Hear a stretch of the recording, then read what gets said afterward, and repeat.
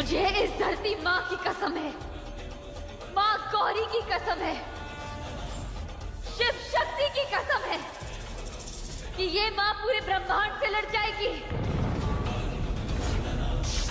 पर अपनी बच्ची तक पहुंच के दिखाएगी। तुम शैतान मुझे मेरी बच्ची से कभी दूर नहीं कर सकते। याद रखना, जमीन है तो आसमान भी है। शैतान है तो मेरे भगवान भी है।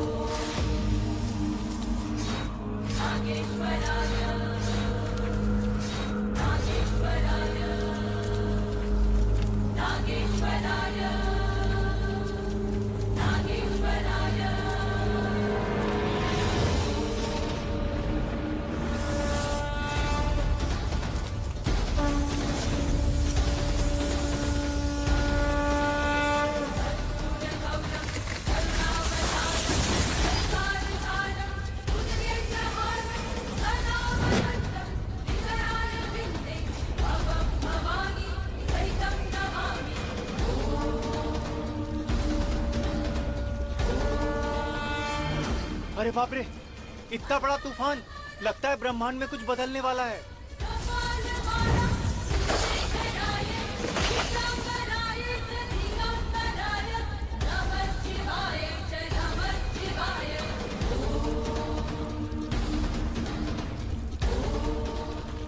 राजेश बेटा, इतना बड़ा तूफान आ रहा है और तुम्हारी पत्नी क्यारा कहाँ है?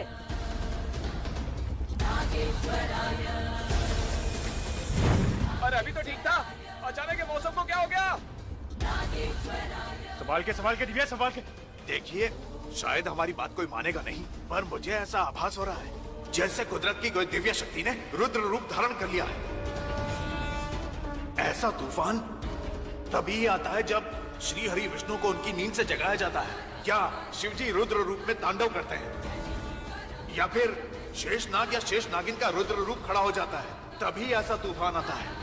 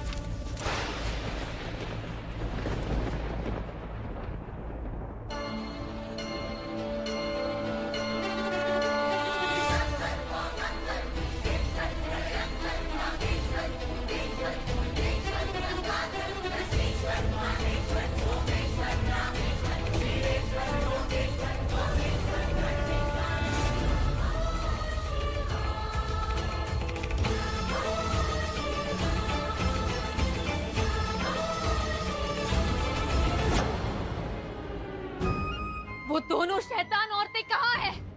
महक और उर्वशी कहाँ है?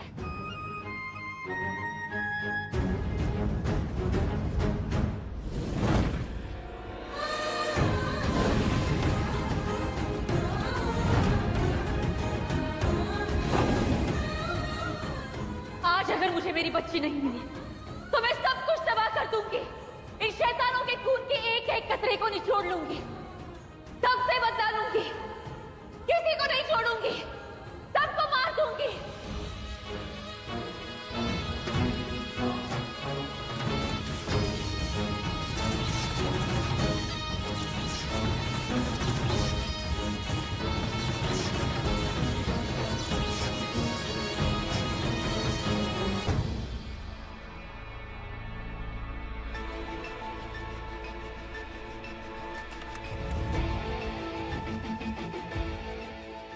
शेष नागिन को कब से संदेशा भेज रहा हूँ, ये आ क्यों नहीं रही?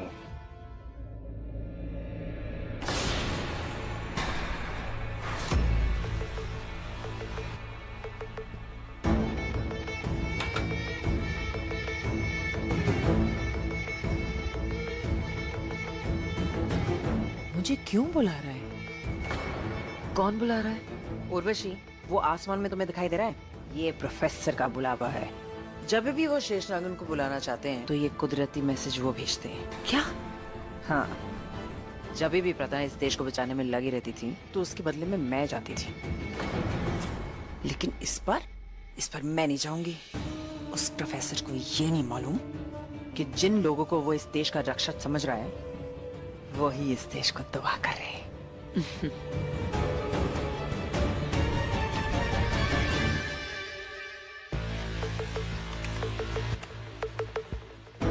ये महक को संदेशा भेजा, महक क्यों नहीं आ रही है?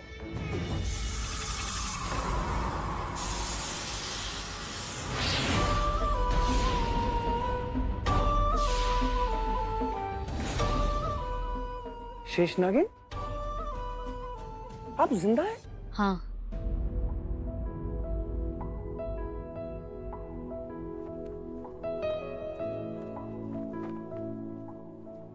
मेरी बेटियां हैं अनमोल, प्रार्थना। अनफॉर्चुनेटली मेरी पत्नी इनको जन्म देने के बाद एक्सपायर हो गई थी। 1.5 साल से मैं खुद ही संभाल रहा हूँ। अब तो जैसे जीने की वजह बन गई। बस। मेरी भी बेटी इसी उम्र की होगी अब। आपकी बेटी? हाँ, मैंने भी एक बेटी को जन्म दिया था, पर जन्म देते वक्त डॉक्टर ने कहा था कि मेरी बेटी मर चुकी है, पर मेरी बेटी जिंदा है। और मुझे ही नहीं पता कि वो कहाँ है। दुनिया की क्या ही कहूँ, मेरी अपनी बहन ने मुझे धोखा दिया है। मुझसे मेरा प्यार छीन लिया, मुझसे मेरी बेटी छीन ली। अब मैं महक से उसकी जिंदगी छीनने वाली हूँ, मैं उसे मारने वाली हूँ। शेष नागिन, आप जिंदा है ना? मैं बहुत खुश हूँ। पर मैं बहुत दुखी हूँ। मैं आपका दर्द समझ सकता हूँ। आपने संदेशा भेजा था, क्यों बुलाया मुझे? संदेशा तो महक को भी भेजा था। अपनी होती तो आती ना, पर अब वो देश के दुश्मनों के साथ है। क्या कह रही हैं आप? हाँ।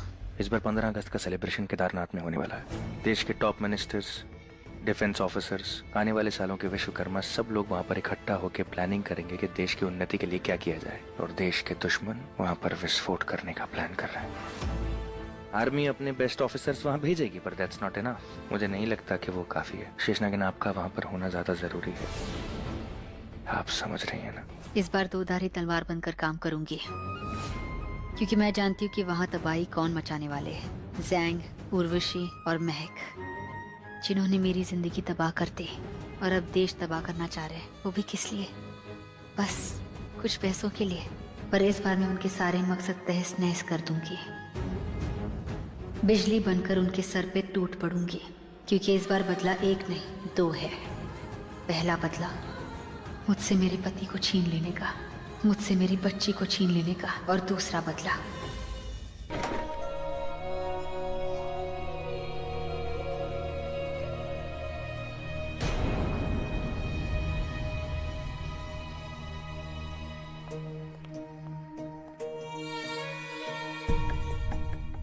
सॉरी, वो मैं देखो प्रथा, मैं जानता हूँ कि तुम यहाँ अपने दुश्मनों से अपना बदला लेने आई हो, पर अगर तुम्हें कुछ हो गया मुझे तुम्हारी फिक्र हो रही है। छोड़ दो ना ये सब। मैंने सुना है कि रेहान और रितेश की डेड बॉडी मिली है। गुजरात फैमिली से फोन आया था, दिव्या पर वहीं पे गई है। प्रथा, खतरा पहले भी था, पर अब खतरा बहुत ज्यादा बढ़ गया है। ये खतरा तो कुछ भी नहीं है। इससे भी बड़े खतरों का सामना किया है मैंने अकेले। मेरा ऋषभ अब इस दुनिया में नहीं रहा, पर आज मुझे पता चला है कि मेरी बच्ची अब भी जिंदा है। मेरी बच्ची अब भी जिंदा है, और मुझे नहीं पता उन शैतान औरतों ने उसे कहाँ छिपा के रखा है। चाहे जो भी हो जाए, मुझे मेरी बच्ची को ढूंढना है। और आप मुझे कह रहे हैं कि मैं ये सब छोड़ दूं?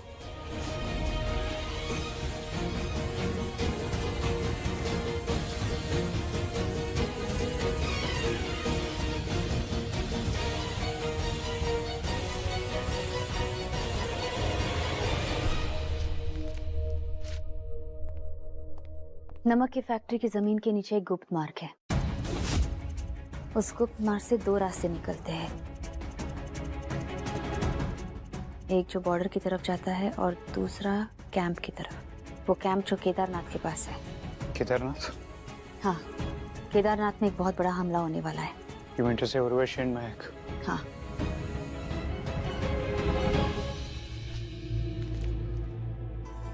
कल पूरा देश जश्न मनाएगा। हमारे देश का 75वां स्वतंत्रता दिवस है कल सारे मिनिस्टर वहां पहुंच रहे हैं। 15 अगस्त की सेलिब्रेशन शुरू हो जाएगा। कल दिल्ली में 15 अगस्त के सेलिब्रेशंस के बाद शाम को करीब 5-6 बजे सब लोग केदारनाथ पहुंचेंगे राउंड टेबल कॉन्फ्रेंस के लिए। इसमें सभी मिनिस्टर्स मिलके देश के उज्जवल भविष्य के लिए प्लानिंग करेंगे। इसमें हमारे देश की सभी महान हस्तियां होंगी और उस मीटिंग के बारे में चेंगिस्तान को खबर लग गई है जो कोई ना कोई तबाही जरूर मचाएगा। हमारे इस देश से कोई गद्दार उनसे मिला हुआ है।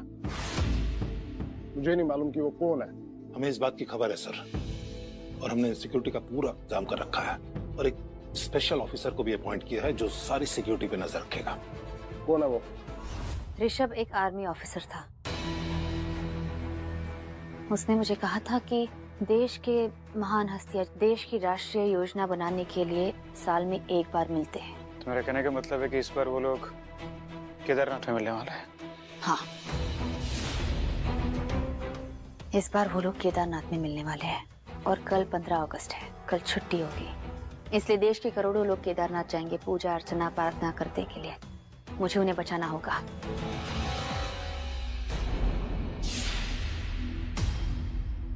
लेकिन कियारा, तुम अकेले सब कैसे? पता नहीं, पर मुझे करना ही होगा। ऋषभ अगर यहाँ होता तो वो अपने देश को बचाने के लिए कुछ भी कर देता। इसलिए अब ऋषभ का काम मैं करूंगी। सर वो हमारा बहुत काबिल ऑफिसर है और कुछ सालों के लिए उसने आर्मी छोड़ दी थी। अंडर कवर होकर उसने ये जानने की कोशिश की थी कि वो कौन लोग हैं जो हमारे देश को तबाह करना चाहते हैं। उन लोगों ने तो ये सोचा है कि उसकी मौत हो गई है, लेकिन वो जिंदा है और सुरक्षित है।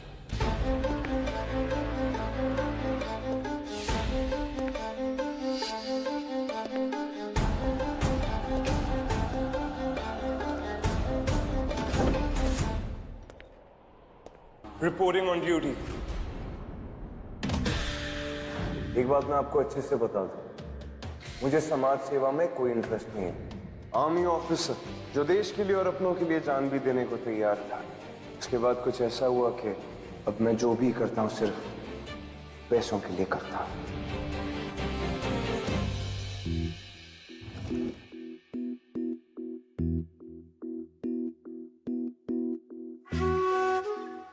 बच कैसे गए? तुम्हारे पिता ने तो कहा था कि आग में झुलसने के बाद तुम्हारी मौत हो गई है। ऐसा सबको लगता है सर, पर ऐसा कुछ हुआ नहीं।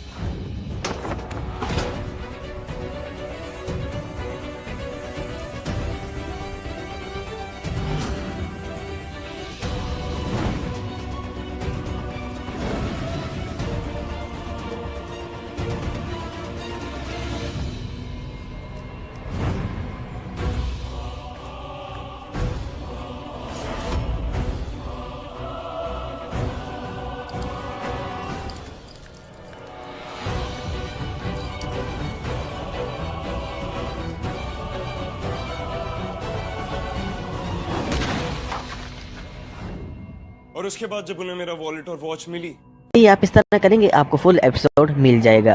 एपिसोड देखने के लिए इस